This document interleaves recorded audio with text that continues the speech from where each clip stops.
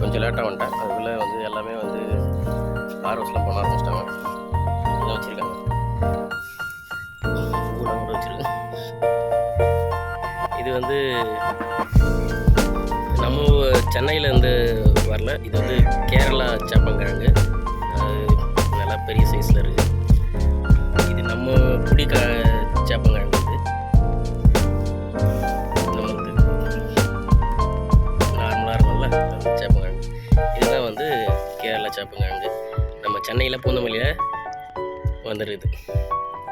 இன்னும் அது செடி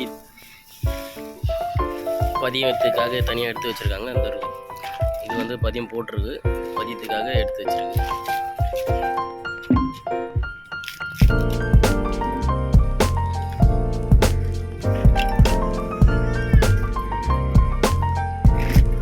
திராட்சையை பார்ப்போமா? வர உட்காந்துருங்க. இது வந்து ஆள்வள்ளி சக்கரவள்ளி கிழங்கு.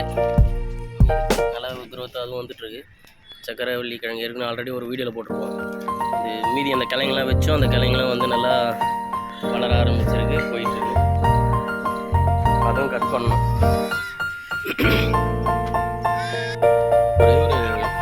நிறைய மிளகா செடி இருந்துச்சு, இப்போ ஒன்று தான் இருக்குது.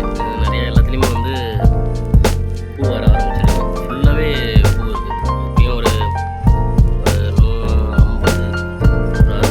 பூக்கிட்ட வச்சுருக்கு. எல்லாம் காய் வரும். எல்லாமே சின்ன மிளகா தான், பூசி மிளகானால அந்த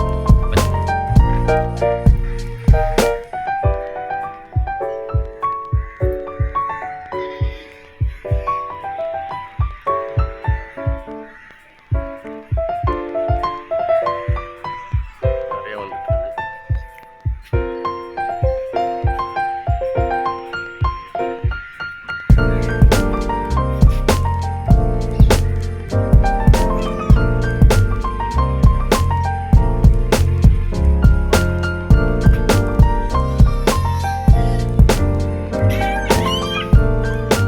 வர அண்ணக்குள்ள உட்காந்து விளையாடின்னு தானே இருப்பீங்க. என்ன சத்தம் போட்டுன்னு இருக்கீங்களா? வரா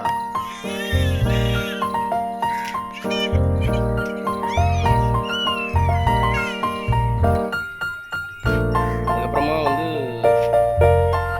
இன்னும் நல்லா குரோத்தாக வர ஆரம்பிச்சு. நிறைய செடி வந்து பதியம் போட்டு ஆல்ரெடி போடாச்சு. இந்த சைட்லையும் பதியம் போட்டு.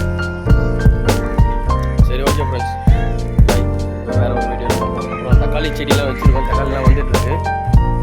தக்காளிலாம் வந்து காய்க்கும் போது காட்டுறோம். பாய். லைக் பண்ணுங்கள், ஷேர் பண்ணுங்கள்.